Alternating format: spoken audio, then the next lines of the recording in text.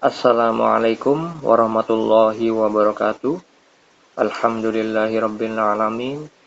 Allahumma shalli ala sayyidina Muhammad wa ala ali sayyidina Muhammad. Berjumpa lagi dengan channel kami Ma'rifatullah, channel yang insyaallah banyak berbagi tentang ilmu mengenal Allah, terkait ilmu syariat, tarekat, hakikat dan makrifat. Seperti yang pagi ini akan saya bagikan kepada Anda semua tentang musyahadah, penyaksian mata hati atas makna setelah melihat ciptaan Allah, yang mana hal ini tergolong zikir tanpa huruf, tanpa suara. Seperti apa contohnya? Hal ini terjadi ketika saya melihat saudara kita Mas Ali Bata, pemain gitar fingerstyle yang fenomenal, yang di dalam mengcover lagu dia menciptakan chord-chord atau kunci-kunci, nada-nada kreasinya sendiri tanpa merusak lagu aslinya, sehingga seolah-olah lagu itu lagu beliau, dibawakan dengan sangat menarik. Bahkan menurut ahli musik di luar negeri sana, banyak yang mengatakan menjadi lebih menarik daripada lagu aslinya. Padahal Mas Ali Bata itu hanya mengcover dari lagu aslinya. Ketika Mas Ali Bata memainkan nada-nada yang baru dengan cara memetik gitar dengan cara yang berbeda dari pemain fingerstyle yang lain, maka hal itu yang menjadi nilai lebih. Dan akhirnya saya menangkap makna yang mana hal itu saya dibawa kepada apa yang dikatakan rajanya para wali Allah, yaitu Sultanul Aulia Syekh Abdul Qadir Al-Jilani, wali kutub, di mana beliau berkata, sembuh adalah tidak mencari kesembuhan. Perkataan beliau ini adalah ilmu hakikat tentang ajaran Allah dan Rasulnya. Secara umum, kita mengenal bahwa apabila kita sakit, maka anjuran Allah Subhanahu wa Ta'ala dan Rasulnya adalah berobat, ikhtiar untuk berobat.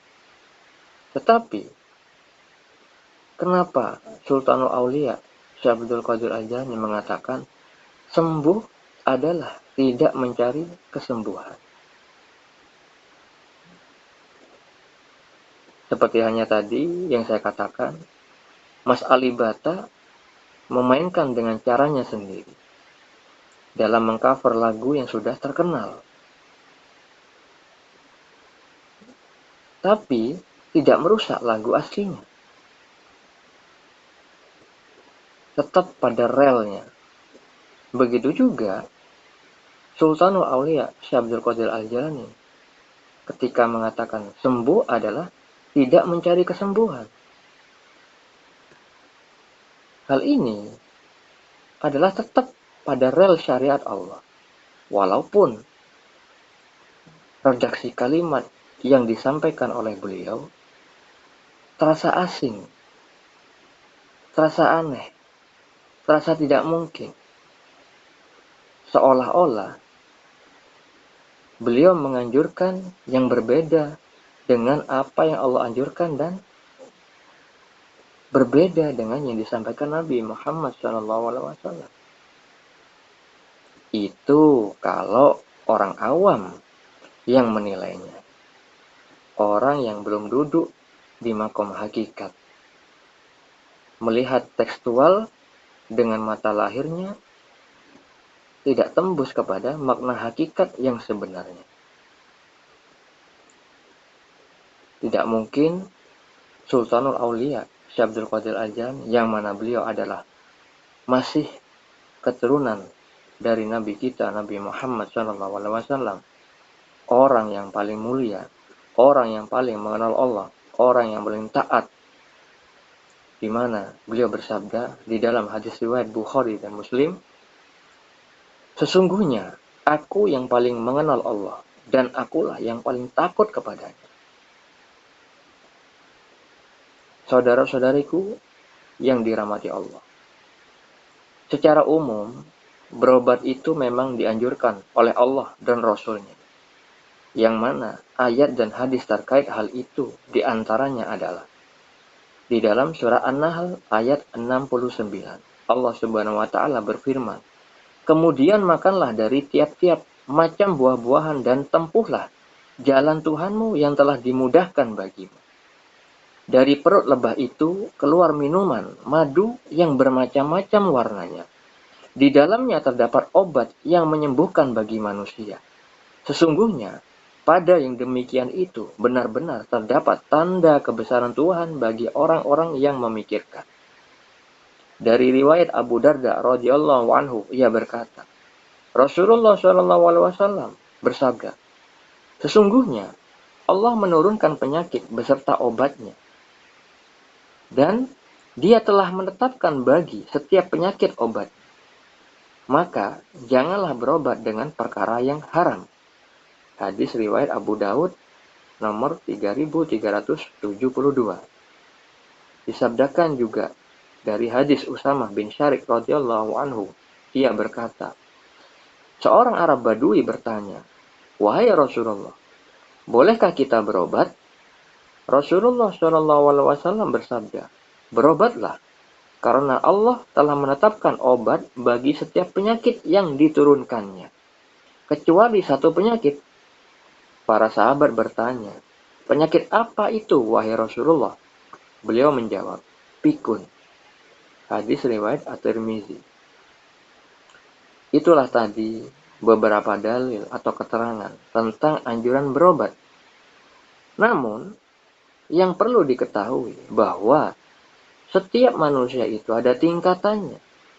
Ada yang tidak mampu bersabar sehingga ingin segera sembuh dengan segera ikhtiar berobat. Tetapi ada juga orang yang mampu bersabar, yang mana dalil bahwa manusia itu ada tingkatannya ada pada surat Al-An'am ayat 132. Allah Subhanahu wa taala berfirman, "Dan masing-masing orang ada tingkatannya sesuai dengan apa yang mereka kerjakan. Dan Tuhanmu tidak lengah terhadap apa yang mereka kerjakan." Sebagai contoh, orang yang berada di tingkatan sabar, seperti yang telah diriwayatkan oleh Al-Bukhari dalam kitab Sahihnya dengan sanadnya dari Atha bin Abi Robah. Ia berkata, Ibnu Abbas berkata kepadaku, "Inginkah engkau aku tunjukkan seorang wanita penghuni surga?" Aku pun menjawab, "Tentu saja."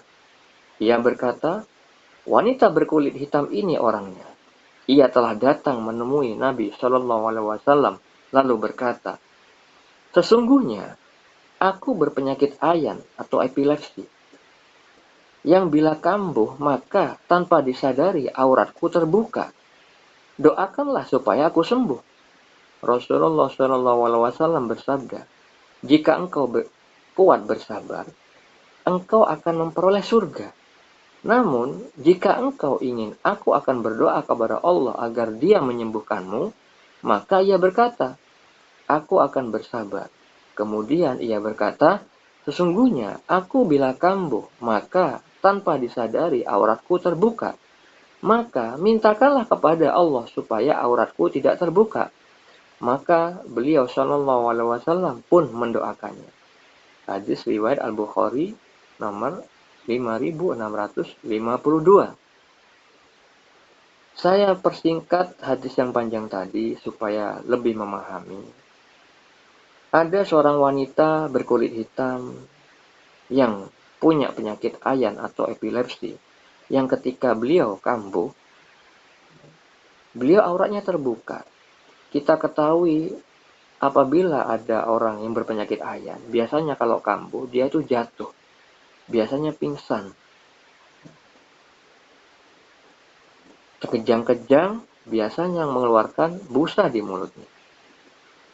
Nah, ini perempuan yang menderita penyakit ayan, sehingga ketika beliau kambuh, auratnya terbuka.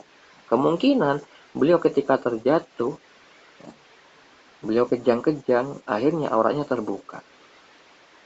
Lalu beliau meminta agar Nabi Muhammad SAW mendoakan kepada Allah Subhanahu wa Ta'ala agar beliau disembuhkan.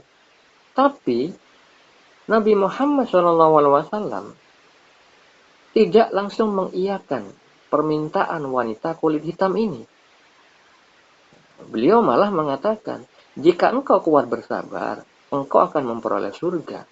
Namun, jika engkau ingin, aku akan berdoa kepada Allah agar dia menyembuhkanmu. Diberi dua alternatif, bersabar atau tetap. Beliau menginginkan didoakan. Maka akhirnya perempuan ini mengatakan, aku akan bersabar. Tapi wanita kulit hitam ini ada permintaan lain, yaitu mengadukan apabila beliau kambuh tanpa disadari auratnya terbuka. Maka wanita kulit hitam itu meminta kepada Nabi Muhammad SAW untuk berdoa agar Allah menutupi auratnya ketika beliau kambuh penyakit ayannya. Lalu Nabi SAW mendoakan hanya untuk agar tertutup auratnya ketika wanita kulit hitam ini kambuh penyakit ayannya. Jadi intinya Nabi Muhammad SAW tidak mendoakan supaya sembuh, dan wanita itu pun tidak lagi meminta kesembuhan, melainkan memilih bersabar. Lalu kenapa Rasulullah tidak menganjurkan berobat? Tapi beliau berkata, jika engkau kuat bersabar, engkau akan memperoleh surga. Karena hal itu terkait firman Allah Subhanahu wa Ta'ala pada surat Az-Zumar ayat 10 tentang bersabar, tentang keutamaan bersabar. Allah Ta'ala berfirman, sesungguhnya hanya orang-orang yang bersabarlah yang akan diberi pahala tanpa batas. Lalu pada surah Al-Baqarah ayat 153, Allah Subhanahu wa Ta'ala berfirman, wahai orang-orang yang beriman, mohonlah pertolongan kepada Allah dengan sabar dan sholat. Sungguh, Allah beserta orang-orang yang sabar. Ayat tentang kesabaran juga difirmankan oleh Allah Subhanahu wa Ta'ala di dalam surat Al-Baqarah ayat 155.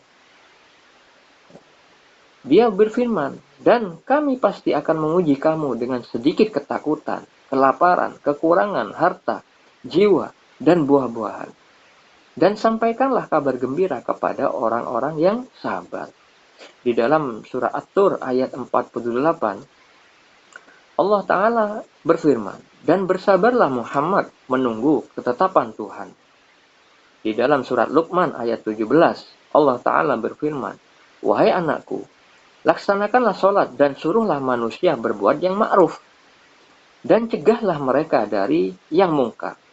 Dan bersabarlah terhadap apa yang menimpamu. Sesungguhnya yang demikian itu termasuk perkara yang penting. Di dalam surah Ar-Rum ayat 60 Allah Ta'ala berfirman, maka bersabarlah engkau Muhammad. Sungguh, janji Allah itu benar dan sekali-kali jangan sampai orang-orang yang tidak meyakini kebenaran ayat-ayat Allah itu menggelisahkan engkau.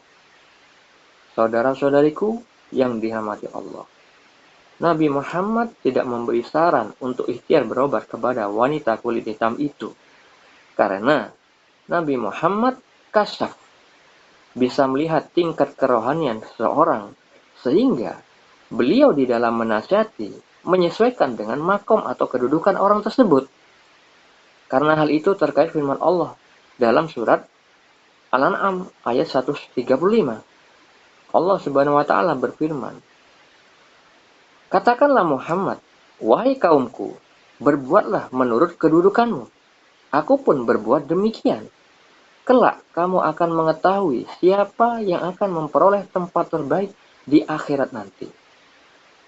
Anjuran Nabi pada wanita itu selain agar bersabar, yaitu terkait juga karena wanita itu sudah masuk level mukmin, di mana seorang mukmin itu ada peringatan tersendiri dari Allah yang Maha Bijaksana, yang difirmankan pada surat Al-Ahzab ayat 36. Allah Ta'ala berfirman, dan tidaklah pantas bagi laki-laki yang mukmin dan perempuan yang mukmin apabila Allah dan Rasul-Nya telah menetapkan sesuatu ketetapan, akan ada pilihan yang lain bagi mereka tentang urusan mereka. Dan barang siapa mendurhakai Allah dan Rasul-Nya, maka sungguh dia telah tersesat dengan kesesatan yang nyata. Saudara-saudariku yang dirahmati Allah, seorang muslim berbeda tingkatannya dengan seorang mukmin. Seorang muslim belum tentu mukmin, tapi seorang mukmin pastilah seorang muslim. Oleh karena itu, Nabi Muhammad SAW memberikan dua alternatif ketika seorang wanita kulit hitam itu meminta didoakan atas penyakit ayahnya. Nabi Muhammad SAW kasaf melihat orang itu mampu bersabar, sehingga beliau yang mana Allah firmankan di dalam Al-Quran memiliki suri tauladan yang baik, yang mana beliau adalah ibarat Al-Quran berjalan. Allah Subhanahu wa Ta'ala yang Maha Bijaksana bertajalli kepada Nabi Muhammad SAW dengan sifat kebijaksanaannya. Maka Nabi Muhammad SAW memberikan dua alternatif. Bersabar, maka surga bagimu, atau tetap didoakan. Akhirnya, wanita mukmin kulit hitam yang berpenyakit ayam tersebut memilih bersabar. Itulah yang dimaksud dari perkataan Sultanul Aulia Syekh Abdul Qadir Al-Jalani, sembuh adalah tidak mencari kesembuhan. Maksudnya, beliau mengajarkan untuk ridho terhadap keputusan Allah yang maha baik, yang mengetahui yang terbaik untuk hamba-hambanya. Karena Allah Subhanahu wa Ta'ala berfirman di dalam Al-Quran, itu tidak akan memberikan ujian yang melebihi kesanggupan hamba-hambanya. Allah Maha Bijaksana, Maha Mengetahui, Maha Pengasih, Maha Penyayang. Yang mana Nabi Muhammad SAW bersabda bahwa kasih sayang Allah terhadap hamba-hambanya itu melebihi kasih sayang seorang ibu terhadap anak. Jadi tidak mungkin Allah itu membuat keputusan yang salah, karena Allah Maha sempurna. Sempurna dari kecacatan, sempurna dari kekurangan. Hanya manusialah yang banyak tidak memahami tentang karakter Tuhannya. Sehingga banyak sekali orang mengeluh. Akhirnya dapat kemurkaan dari Allah Subhanahu wa Ta'ala. Jadi, perkataan Sultanul Aulia Syekh Abdul Qadir Al-Jalani dengan perkataan beliau, sembuh adalah tidak mencari kesembuhan. Itulah kesembuhan yang secara hakiki. Kesembuhan yang hakiki dari sudut pandang Allah. Allah lah yang nantinya akan mengangkat penyakit itu pada waktu yang telah ditetapkan di zaman yang azali. Karena Allah sudah menyiapkan kedudukan kepada setiap hamba-hambanya dengan diberikan suatu kejadian, diberikan suatu cobaan, yang mana cobaan itu pastilah disesuaikan dengan kadar kemampuan hamba-hambanya. Jadi kesembuhan hakiki itu adalah ketika Allah menetapkan suatu penyakit, hamba itu bersabar, hingga Allah sendiri yang nanti mengangkat penyakit itu pada waktu yang telah ditentukan, tanpa mengeluh, tapi dia ridho serta mengimani, husnuzon kepada Allah, bahwa hanya Allah lah yang paling baik di dalam memperlakukan hamba-hambanya. Karena Allah mengatakan, aku mengetahui, kamu tidak mengetahui.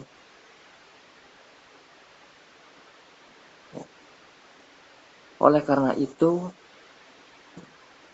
kita harus memahami Allah. Makanya kita harus bermakrifat kepada Allah. Kita harus mengenal kepada Allah. Agar kita tidak salah di dalam membuat suatu keputusan. Dalam hal sekecil apapun. Sebab, kalau kita salah mengambil keputusan, maka berikut-berikutnya akan fatal jadinya. Saudara-saudariku yang dirahmati Allah. Itulah yang dikatakan Sultanul Aulia Syekh Abdul Qadir Al-Jilani ternyata tidak sesat, tidak salah. Melainkan tetap pada rel syariat Allah. Namun, pada tingkatan yang berbeda. Dengan sudut pandang yang berbeda. Dengan kalimat yang berbeda. Pada umumnya manusia ketika diberi musibah yang tidak mengenakan, ingin segera keluar dari musibah itu. Dengan langsung berikhtiar mencari bagaimana solusi agar segera keluar dari keadaan yang tidak nyaman, menuju keadaan yang nyaman. Nah, seperti itulah keadaan para pendusta atas sifat-sifat Allah.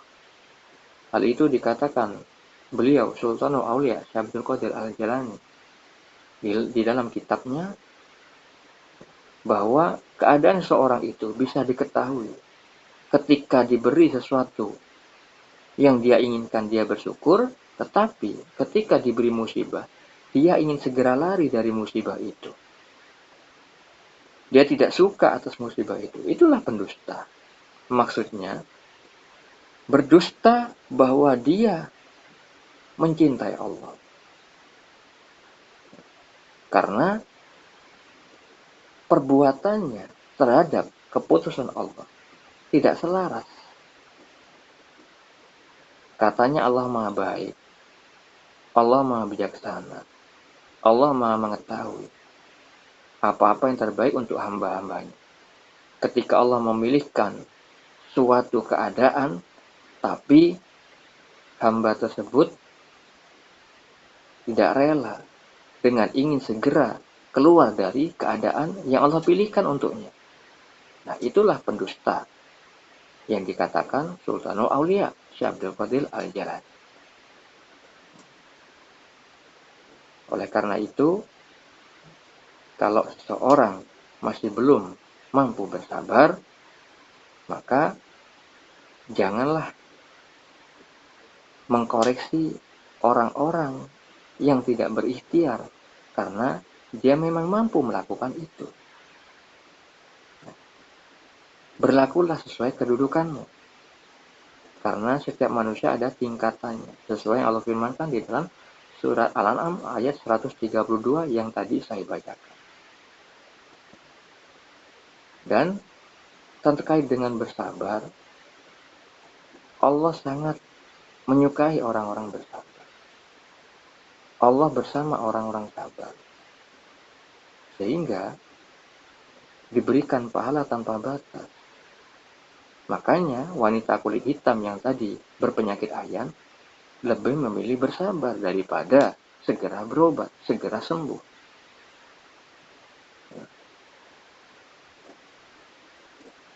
Terkait dengan level seorang mukmin, Nabi Muhammad SAW bersabda terkait keadaan itu di dalam hadis riwayat Muslim nomor 2999.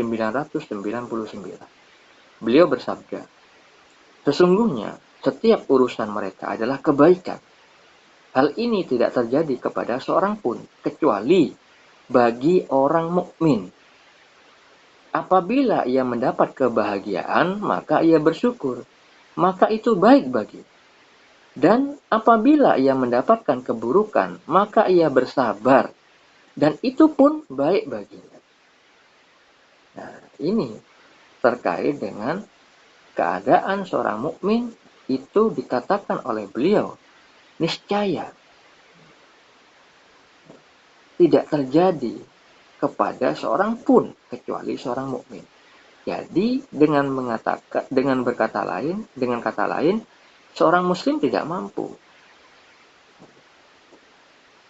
beribadah dengan dua keadaan yang berlawanan. Kalau seorang mukmin, dua keadaan yang berbeda, baik itu di saat diberi ujian kebaikan, dia bersyukur, di saat diberi ujian yang tidak mengenakan, mereka bersabar. Itulah sifat-sifat orang yang mukmin.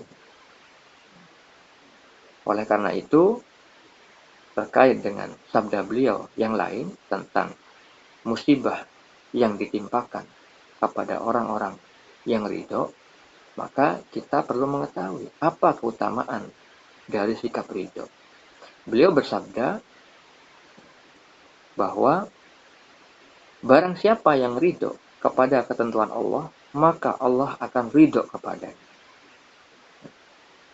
Beliau juga bersabda, sesungguhnya besarnya pahala sesuai dengan besarnya ujian dan cobaan. Dan sungguh, jika Allah mencintai suatu kaum, maka dia akan menimpakan ujian untuk mereka. Barang siapa yang ridho, maka ia akan meraih ridho Allah. Barang siapa yang tidak suka, maka Allah pun akan murka. Di dalam hadis riwayat Muslim, beliau bersabda, akan merasakan kelezatan atau kemanisan iman orang yang ridho kepada Allah sebagai Robnya dan Islam sebagai agamanya serta Nabi Muhammad sebagai Rasul. Itulah sifat bijaksananya Nabi kita, Nabi Muhammad SAW.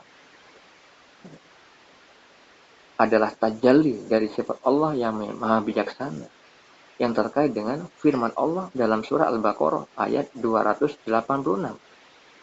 Allah tidak membebani seseorang, melainkan sesuai dengan kesanggupannya.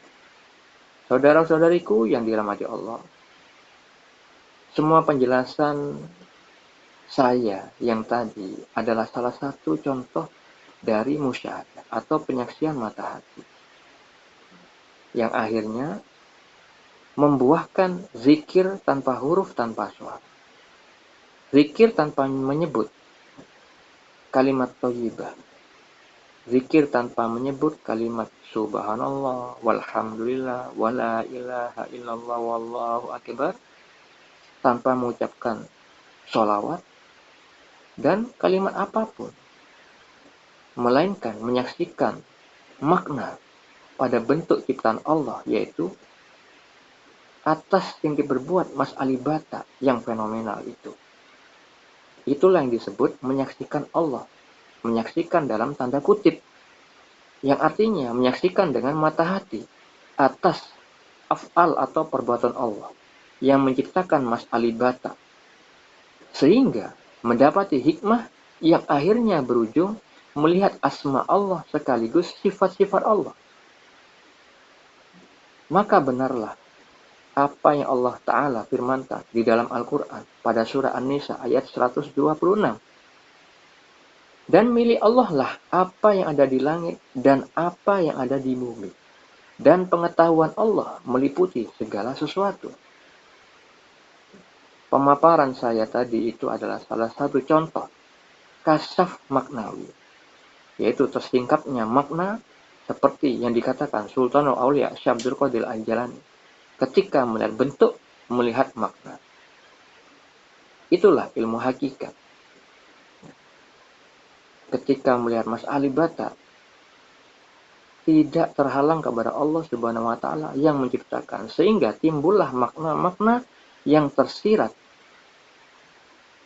Akhirnya muncullah ayat-ayat dan hadis-hadis yang terkait dengan penyingkapan makna tersebut. Hal itu dikatakan waliullah Syekh Ibnu Athaillah As-Sakandari di dalam kitab Al-Hikam bahwa orang-orang arif, orang yang mengenal Allah atau orang yang sudah bermakrifatullah, makom kedudukan keabadian atau kekal, mereka melihat makhluk sekaligus melihat sang Khalik. Mereka melihat Khalik tampak pada segala sesuatu dan berada di sana. Tetapi mereka tidak merasakan kefanaan diri dan indranya. Orang yang kehendak dan syahwatnya hanya kepada Allah adalah orang yang telah meraih makom-makom kedudukan tersebut. Beliau juga berkata, sebetulnya perkara ini, yaitu penyaksian mata hati, adalah perkara yang tidak bisa diketahui kecuali dengan zauq atau rasa. Sebagaimana Allah Ta'ala berfirman di dalam surat Yusuf ayat 86 tentang ilmu kasyaf.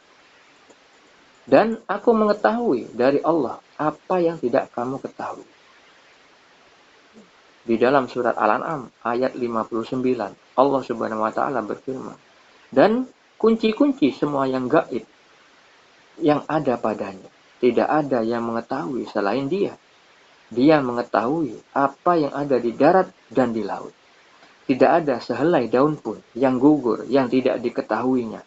Tidak ada sebutir biji pun dalam kegelapan bumi dan tidak pula sesuatu yang basah atau yang kering yang tidak tertulis dalam kitab yang nyata, Lauh Mahfuz.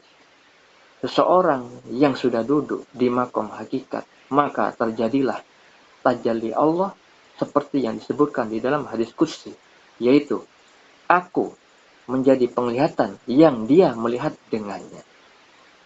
Saudara-saudariku yang dirahmati Allah, pernyataan waliullah Syekh Ibnu Athaillah As-Sakandari di dalam kitab Al-Hikam yang tadi disebutkan melihat Allah, bukan maksudnya melihat bentuk Allah, bukan, melainkan menyaksikan dengan penglihatan Allah, menyaksikan dengan ilmu Allah, menyaksikan dengan bimbingan dari Allah. Seperti yang tadi disebutkan di dalam hadis qudsi. Aku menjadi penglihatan yang Dia melihat dengan. Maknanya, ketika seorang yang beserta dengan tajallinya Allah kepada dirinya, maka dia melihat dengan mata hatinya, dengan pandangan ruhnya, atas ilmu Allah. Sehingga mata lahirnya melihat makhluk, mata hatinya melihat makna dari perbendaharaan ilmu Allah. Sehingga nampaklah ayat-ayatnya, hadis-hadis nabinya, akhirnya berujung kepada Allah Sang Pencipta. Itulah yang bisa saya paparkan tentang salah satu bentuk dari zikir tanpa huruf, tanpa suara. Semoga hal ini menjadi satu hasanah ilmu di bulan suci yang Ramadan ini terkait dengan ilmu hakikat. Mari kita jadikan apa yang kita lihat dan apa yang kita dengar menjadi sarana beribadah kepada Allah, agar kita menjadi ganjil dari sudut pandang Allah yang maha ganjil. Tentunya ganjil dalam hal ketaatan, kebaikan, sampai kita wafat nanti. Itu saja dari saya. Assalamualaikum warahmatullahi wabarakatuh.